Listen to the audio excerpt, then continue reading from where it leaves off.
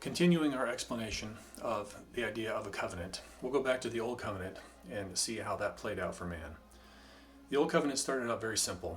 First given to Adam, God gave him one simple command: do not eat of the one tree, and you will continue to live. Otherwise, death will be the result.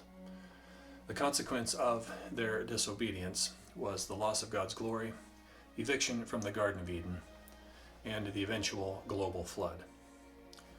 The Old Covenant expanded a bit when given to Noah after the flood. He was given the same responsibilities as before, which was to be fruitful, multiply, and fill the earth. Permission was given to eat of animals. Whole burnt offerings were introduced. Clean and unclean animals were identified, and God gave the sign of the rainbow as a promise that he would never once again destroy all of mankind. The consequence for their disobedience was the Tower of Babel and the confusion of languages, which forced man to spread out over the earth.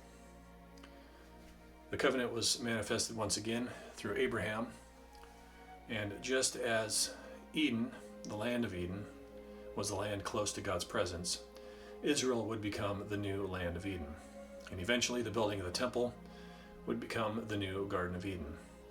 God began manifesting himself through imagery and visions, and this was the beginning of the coming incarnation, salvation for the world through which all men would be blessed. Abraham did receive the promised land, but eventually he and his people left to go into the land of Egypt. The consequences for their infidelity and idolatry were slavery in Egypt and a loss of identity for the people of God. The Old Covenant manifested once again through Moses, and this was the biggest expansion yet.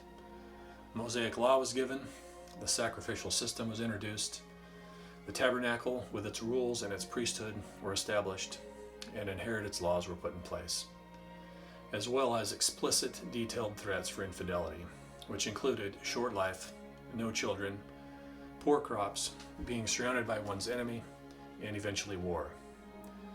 The consequences which the Israelites suffered for their disobedience was the loss of their tabernacle, enslavement to their enemies, and God raising up a foolish king for them in the person of Saul.